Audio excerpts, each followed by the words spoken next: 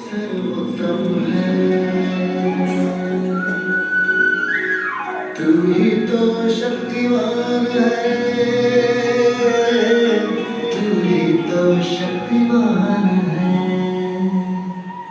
पत्थर में ना पत्थर में ना कंकड़ में ना पत्थर में तेरा नाम परम। ध्यान देना है कि हमारे विचार शुद्ध हो, क्योंकि शुद्ध संकल्पों का भोजन ही आत्मा को शक्ति देता है। तो इसलिए आज के दिन से हम ये व्रत ले लें कि हमें कोई भी अपने मन के अंदर अशुद्ध विचार, नेगेटिव विचार या बुरी भावना अपने मन में हम किसी के प्रति भी आने नहीं देंगे, क्योंकि हम सभी आत्माओं का पिता परमात्मा शिव निराकार है और वो ज्योतिर्बिंदु स्वरूप है, जिसकी यादगार आज संपूर्ण भारत में तो क्या विदेशों में भी उनकी यादगार शिवलिंग के रूप से हम सभी भारतवासी मनाते हैं। परंतु परमात्मा शिव की ही एक ऐसी प्रतिमा क्यों है? अन्य देवताओं के तो हम देखते हैं कि उनके हमारे मानव शरीर जैसे ही शरीर दिखाए जाते हैं, परंतु केवल एक परमात्मा है जिनका मनुष्य सदृश कोई शरीर रूपी आकार नहीं है। इसीलिए परमात्मा शिव की जो शिवलिंग बनाई जाती है, आप देखेंगे वो निराकार के रूप से होती है, अर्थात अंडाकार होती है, जिसको कोई भी न पुरुष का न स्त्री का शरीर दिखाया जाता है, परंतु एक निराकार प्रतिमा दिखाई जाती है। और सबसे ज्यादा पूजा उसी निराकार परमात्मा शिव की जाती है। गाँव में भले ही और कोई मंदिर हो ना हो, परंतु शिव का मंदिर अवश्य होता है, क्योंकि वो हम सभी आत्माओं का पिता है। और जब शिवलिंग बनाई जाती है तो हम देखते हैं कि उस शिवलिंग के ऊपर चंदन की 3 लकीर बनाई जाती है और उसके बीच में एक बिंदी लगाई जाती है। तो चंदन की 3 लकीर अर्थात परमात्मा शिव, जो कि ज्योतिर्बिंदु स्वरूप है, और परमात्मा के 3 कर्तव्य की यादगार वो हम वहाँ दिखाते हैं कि परमात्मा जो इस सृष्टि का रचयिता है और वो प्रजापिता ब्रह्मा के द्वारा इस सृष्टि का निर्माण करता है, अर्थात स्थापना का कार्य करता है। विष्णु के द्वारा उस स्थापन की हुई सृष्टि का पालन करता है और शंकर के द्वारा उस सृष्टि का महाविनाश का कार्य होता है। तो इसीलिए यादगार में भी हम बेल पत्र भी चढ़ाते हैं। वो बेल पत्र भी आप देखेंगे 3 पत्तों का ही होता है। ये भी उस परमात्मा के दिव्य कर्तव्यों की यादगार है। तो परमात्मा ज्योतिर्बिंदु स्वरूप है और उनकी महिमा, अनेक महिमा गाई जाती है। कहा जाता है कि सारे पृथ्वी को कागज बनाओ, सागर के पानी को शाही बनाओ, और जितने वृक्ष है उनकी कलम बनाकर लिखेंगे तो भी उनकी महिमा का कोई अंत नहीं पा सकता।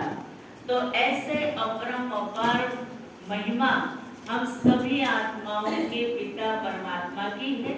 और आज शिवरात्रि का दिन अर्थात ही उनके इस धरा पर अवतरित होने का दिन है।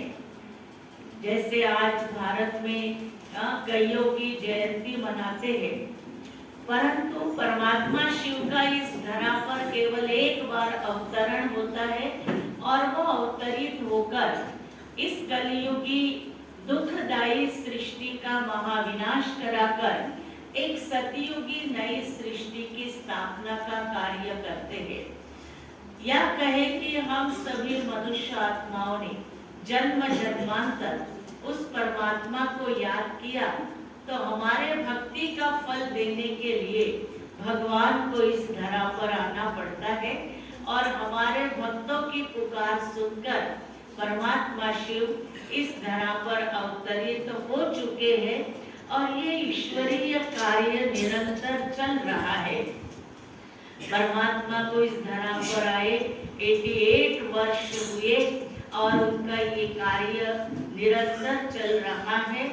और परमात्मा अभी हम सभी आत्माओं को एक खुशखबरी सुनाते हैं कि बच्चे, अभी सभी के दुखों का अंत होने वाला है और सुख की दुनिया आने वाली है। तो वो कैसे आएगी? तो उसके लिए परमात्मा हम सभी को ईश्वरीय ज्ञान और सहज राजयोग की शिक्षा दे रहे हैं, जिस ज्ञान और योग के द्वारा हमारे जीवन में सच्ची सुख शांति की प्राप्ति होती है। क्योंकि आप देखेंगे कि शांति का आधार ज्ञान है और ज्ञान जब मनुष्य को सच्चा ज्ञान मिल जाता है तो जीवन में सुख और शांति की प्राप्ति हम सहज कर सकते हैं। तो वो ईश्वरीय ज्ञान जो आज तक कोई भी नहीं दे सका, वो परमात्मा जो कि ज्ञान का सागर है, उन्हीं के लिए कहा जाता है ज्ञान सूर्य प्रगटा अज्ञान अंधेर विनाश। कि जब सृष्टि पर चारों तरफ अज्ञान का अंधकार छा जाता है, तब परमात्मा को इस धरा पर अवतरित होना पड़ता है। और वो इस धरा पर अवतरित हो चुके हैं और हम सभी मनुष्य आत्माओं की जो मनोकामना है, कौन सी मनोकामना होती है हर मनुष्य की? अपने जीवन में सुख और शांति पाने की। तो वो मनोकामना परमात्मा इस समय आकर पूरी कर रहे हैं। इसीलिए परमात्मा शिव की आज हम इतनी श्रद्धा से उनकी पूजा अर्चना करते हैं। शिव की पूजा करते हैं तो आप देखिए हम और क्या क्या चढ़ाते हैं।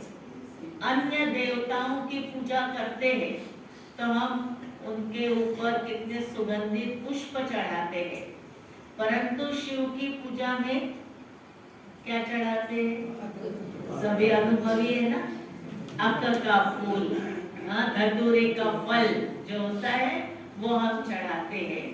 अब वास्तव में पेड़ का फल या फूल तोड़कर चढ़ाना तो बड़ा सहज है, लेकिन परमात्मा को क्या प्रिय है? परमात्मा हमसे क्या चाहता है?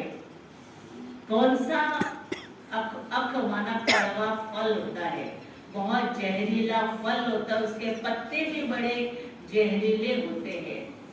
तो आज हमारा मानव का जीवन ही विकारों के कारण, बुराइयों के कारण, व्यसनों के कारण जो हमारा जीवन एक जहरीले समान बन चुका है, तो परमात्मा कहते हैं अपने अंदर की ये बुराइयां आप मेरे ऊपर स्वाहा कर दो।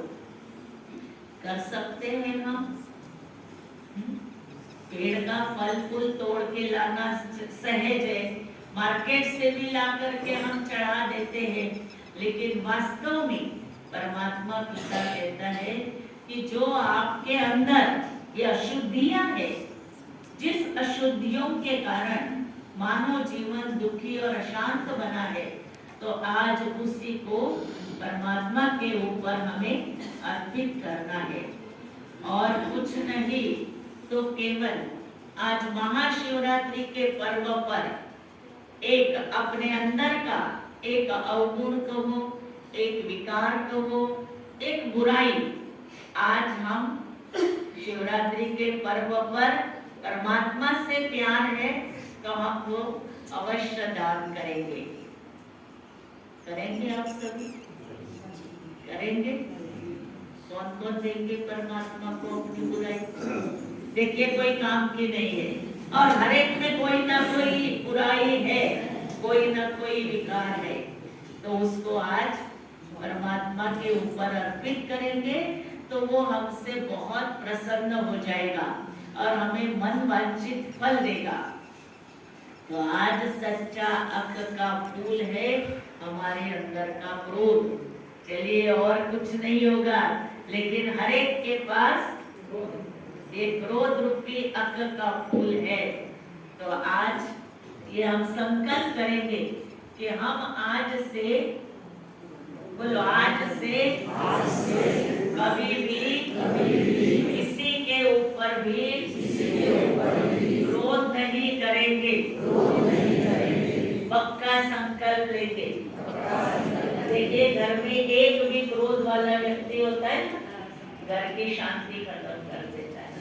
होता है कि क्रोध वाले व्यक्ति से सब डरने लगते हैं। विकार ऐसी बुराई आज हम स्वाहा करेंगे तो ये सच्ची शिवरात्रि हमारे लिए हो जाएगी और हमारे भक्ति का फल हमें मिल जाएगा।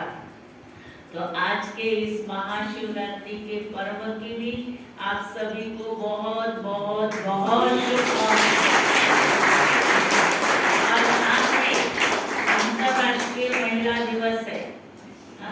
परमात्मा जब इस धरा पर आते हैं तो वो अपना ये दिव्य कार्य करने के लिए विशेष माताओं बहनों को निमित्त बनाते हैं।